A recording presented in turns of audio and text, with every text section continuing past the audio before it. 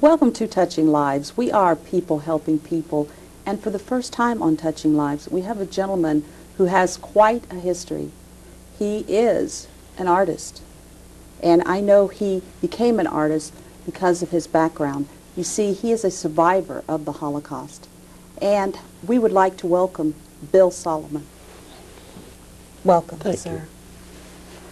What a history, and you pour yourself into your work. Yes.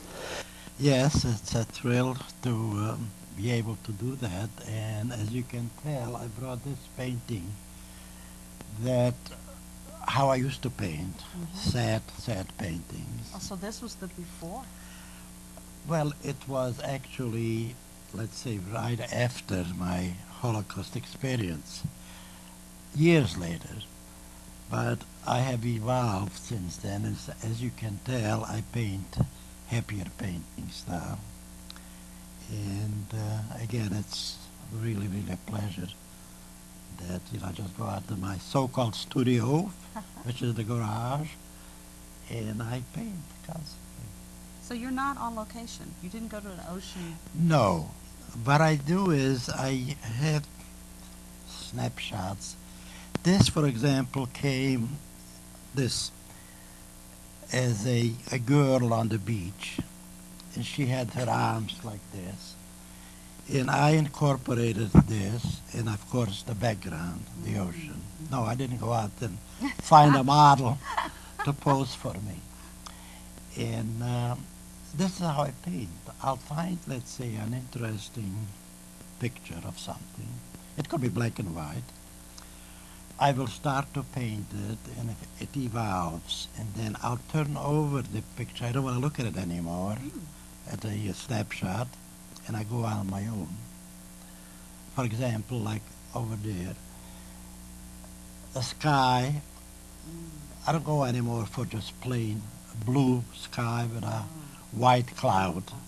I will put in other colors, and so it's how you see it. Yeah, now this is exactly, I express myself. You see it. I express myself. I do want to ask you about your experience with the Holocaust. Can you tell me some of the things that happened to you? Yeah, well, of course, it would take quite a while. I'll tell you just tidbits. Well, first of all, let's start with how old were you, and were I you in was- Germany? Yeah, I was 16 years old. I was in Hungary, Hungary. and beginning of 1944, the Germans marched in. And right after that, posters went up that the Jews would gather at a certain place. And we were so innocent, we didn't know what the heck is going on. And they have such propaganda that we thought we're going to be shipped to do gardening or garden work, that kind of stuff. And unfortunately, obviously, we were misled, and they loaded us up. Was this on a train? On trains. On the train. And it was such train. The trains were locked up. Everything was brilliantly executed for them, their standpoint. And 3 days later, left and right, we landed. We were right already in a concentration camp in Auschwitz. You were in Auschwitz? Yeah. Oh, my. Yeah. And I was so innocent that I'll never forget that for some strange reason. There was a little bit of an opening, let's say, at the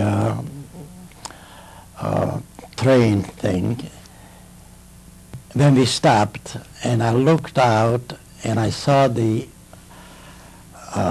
prisoners wearing the striped uniforms that Stephanus wear. And I was so innocent that I says to my mom, "Look, Mom, how bad can it be?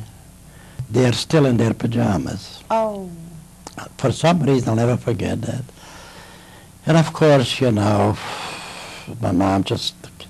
my father kept on saying, "At least we're together," that kind of stuff.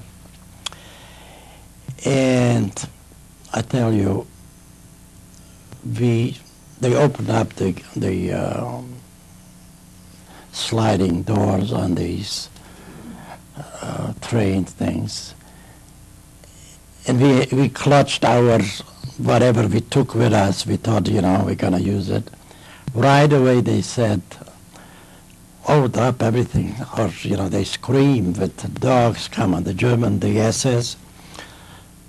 Put everything down, and stood in line, stand in line, and again the dogs were after us, and 5 minutes later, I swear to you, we stood in line.